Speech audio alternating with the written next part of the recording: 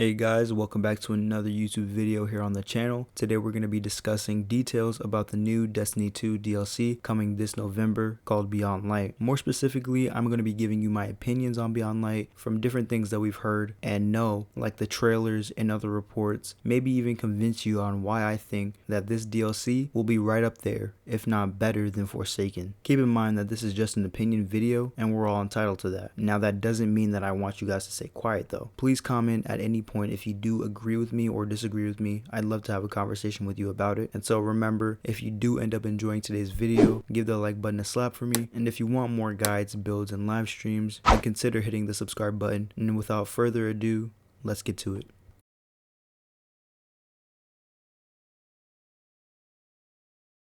So from what we know from Bungie, Beyond Light will have two designated locations, which are Europa and the Cosmodrome. And while the Cosmodrome isn't new, it's still a returning location to Destiny 2. Now the concept of two locations shouldn't be that new, seeing as though Forsaken did it when it was released. But I bring up this point because the potential and significance of these two locations could make you see the Tangled Shore and Dreaming City in a different light.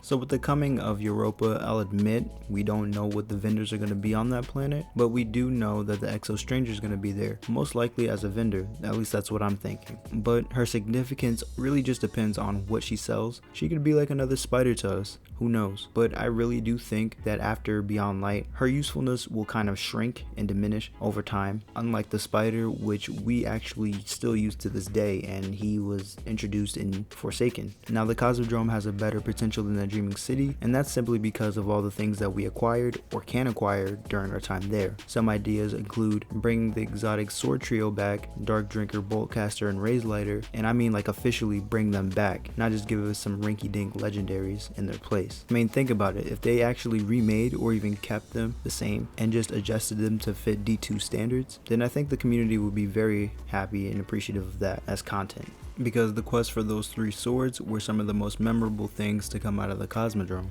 I would even think that because it's a possibility the Vault of Glass is coming back, putting a portal there to start the raid would be a pretty smart idea, just content wise, and not to mention that it could also bring about the return of Vex Mythoclast or any original Vault of Glass weapons. Also, they could put a new dungeon there, which would most likely offer pinnacle gear and would give us a reason to keep visiting the Cosmodrome over and over and over again besides nostalgia, and would beat out the usefulness of the Dreaming City, because when you really look at it, the Dreaming City is only really good for the raid and some bounties that come from the gunsmith. Also, its dungeon doesn't have any pinnacle drops that reset week to week. I haven't ran that dungeon in about a year, and that's typically the reason why. Also, it's pretty hard. I'm not gonna lie, it's kind of rough.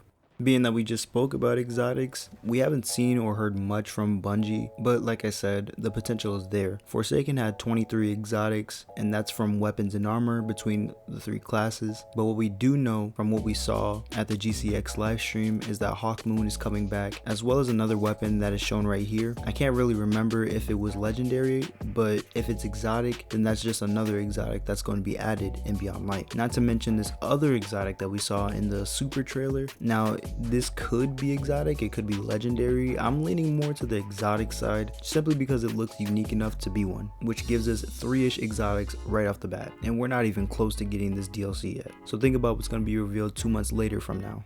Lastly, the new super abilities coming will be better for the game as opposed to the supers that we got in Forsaken. And my reasoning for this is because of two things: the freshness and utility. If you look at the new subclasses that we got for the Forsaken DLC, I noticed one of two things, and that's either the unique gameplay or the same elements being used over and over and over again, which is kind of boring in my opinion. This small little nitpick is actually going to be fixed with the coming of the new element Stasis, which, as I said before, is a new element, so it's going to change our interactions with each other and the world around us. And one of the other things that stood out to me utility wise are the new grenades. Now, I'm not sure if these new grenades that are shown right here are going to be for each class, so I'm not sure if Titan or Warlock is going to get them, but it's kind of speculated that Hunter is going to get this thermite looking grenade. But I really hope that we all end up getting it, all classes end up getting it, because it's gonna kind of be really fun to just run around in the Crucible looking like Mei from Overwatch with those ice walls and ice barricades. But a lot of other creators have gone into further depth with these abilities, but you guys get the point. Beyond Light wins hands down in this aspect.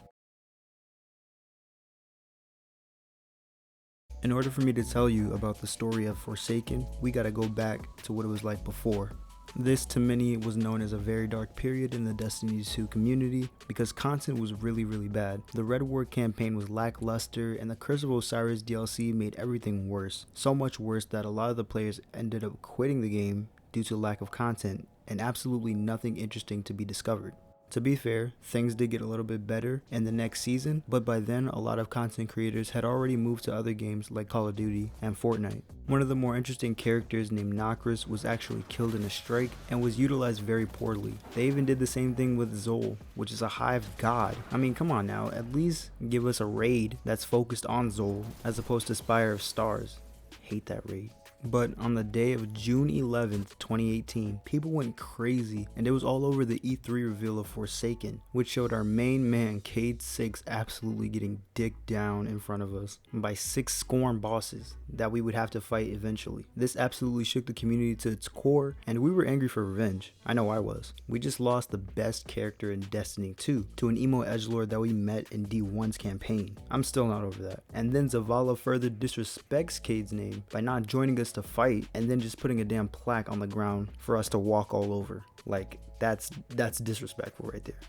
Going into Beyond Light, we're going to be in a better spot community wise. Also, general morale will be up due to all the hype and trailers, and I think we'll be very stable going forward. One concern is going to be the release date of this new DLC, which is November 10th. Normally it's a September DLC, but because of the pandemic, Bungie is limited, so who knows, we could get a shorter or longer season. It's just a little food for thought. But just like in Forsaken, we have a main character to focus on, and we will be getting her weapon just like we received Cade's weapon in Forsaken. I really doubt that the Exo Stranger will die. I've been hearing that around a lot, but I highly doubt that because her death wouldn't hold any significance at all, like whatsoever. It would just feel like a waste of time to see where that goes and just watch her get clapped right in front of us. Just wouldn't make for a good story, you know?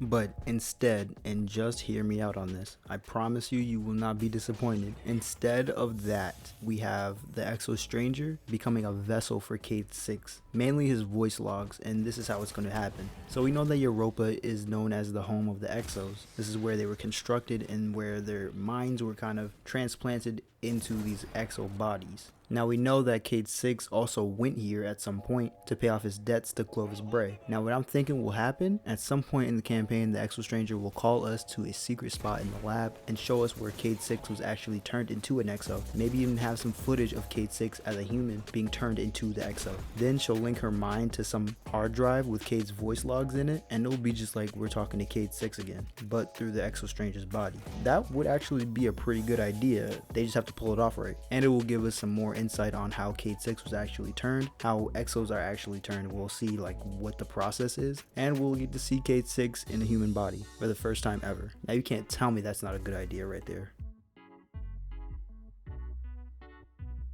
So I'm gonna end this video off with my wish list because I've been wanting to do a wish list for a very long time in some video that I ended up doing in the future. So here we go. The first thing I want to have on my wish list is changes to PvP and the loot system. Pretty much this is just going to be about the loot system, not really about the PvP. I'm going to get into that a little bit later, but for now it's just the loot system. I would love to see the loot system get updated every 2 to 3 seasons. If not that, then every expansion that we get. We should get a significant armor set and weapon set for each expansion and remaining content until we get another expansion. Think of it like this. If we got a new Shadowkeep armor set, then we keep that armor set until the remaining year's content. And then going into Beyond Light, we get a brand new armor set. It would also be interesting if Bungie made a unique armor set for each game mode, like competitive armor sets and a quick play armor set. Maybe even have armor sets available for different titles you can earn, because currently titles have no other incentive to get them besides the purple text. And I think this would be a very good incentive for players to go chase after. Secondly, I would absolutely love if we got rid of the corrupted strike, because I hate this strike so much. It's damn near a dungeon the way it's constructed. I wouldn't even be mad if we got to vote for each strike getting vaulted, because I know for sure that everyone and their mom hates this strike. I would also like to see pinnacle weapons make a return, because that was one of the fun parts about year 2 and most of year 3. Chasing pinnacles, grinding for that exclusive loot, and having a reason just to get on. I can't tell you how many times I've logged on just to dick around in Crucible or in a lost sector. It's so mind numbing just to grind bounties and stuff like that, as opposed to just having a real objective to go play the game. Lastly, I would like to see certain weapons be banned in competitive game modes, especially things like trials and comp, simply because there are some BS weapons that people use, and it really limits your skill that you could be attaining if you weren't using things like Arbalist or Jotun or Mountaintop. Also, fix trials loot while you're at it. Right now, the only good things are the armor set, the AR, and the shoddy. Everything else, just set it on fire. Just get rid of it. We don't need it. Alright guys, that's a wrap for me today. I hope you guys enjoyed. My final thoughts on this topic and whether or not Beyond Light is going to be better than Forsaken, I definitely think so. It has more than enough potential to, actually overtake Forsaken in sales, and expectations really just are high for this new DLC. Everything that I've proven to you today will hopefully convince you that that's the truth. So yeah, if you guys did enjoy, hit that like button and hit the subscribe button if you want more guides, live streams, and builds. And if you want to follow my socials, they will be in the description below and in the end cards right now. I'll see you guys in the next one. Peace.